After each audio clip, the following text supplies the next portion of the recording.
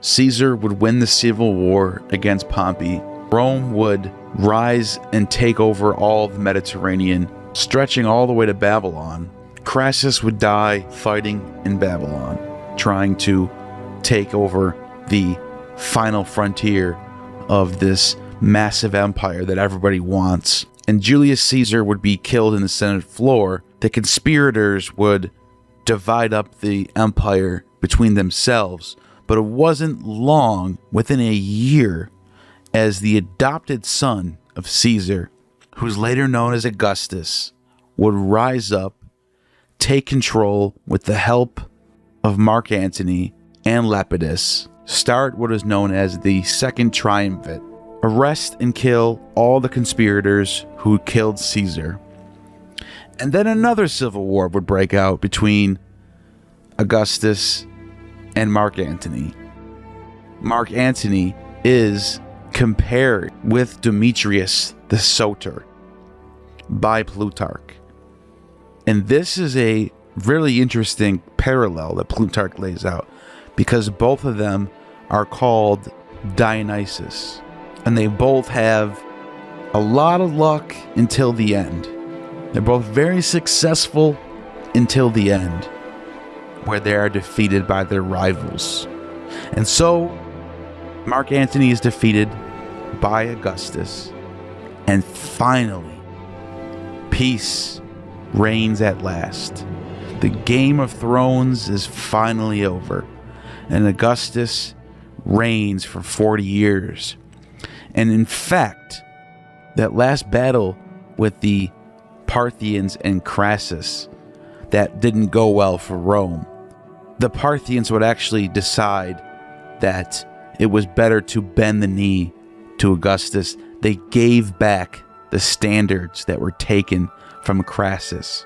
Augustus makes a peace treaty with them. And to just put a cherry on top, King Porus of India, who has the same name as the King Porus who was king of India during the time of Alexander, would send diplomats all the way from India to meet with Augustus and to give tribute and give presents. One of them actually was initiated into the Eleusinian mysteries with Augustus. I just thought that'd be a cherry to throw on top to show what kind of power, what kind of respect this August one would have.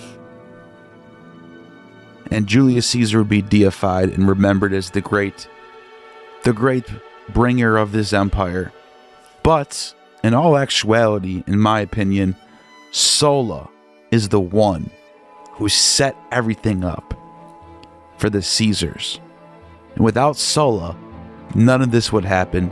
Nobody would get the idea to cross a Rubicon.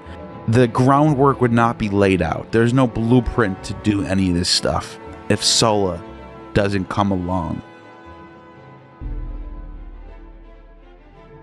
And that is the point of my video. Sulla, in my opinion, was the true winner of the Game of Thrones. And the reason why is because nobody killed him or defeated him. He decided that his time was up and that he actually gave up his dictatorship and lived out his life retired as a Bacchic reveler with a bunch of playwriters and musicians living out their days in bliss as winners, as true victors over the politics. And even Augustus, after how successful and lucky Augustus was, he would go to his deathbed angry about his legions in the north that lost to the Germans. And so the reason why I bring this up is because there is no end of this story. The empires keep fighting. They keep being invaded by barbarians. There is no end of this cycle. This cycle continues forever. War doesn't stop. Russia is invading Ukraine right now.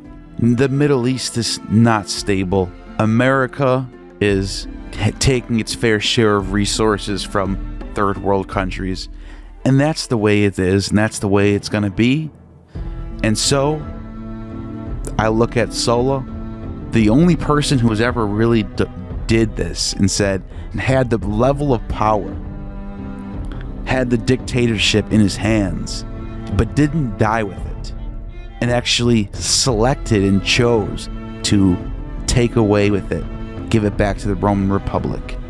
And so, he is my choice for the winner of the real Game of Thrones.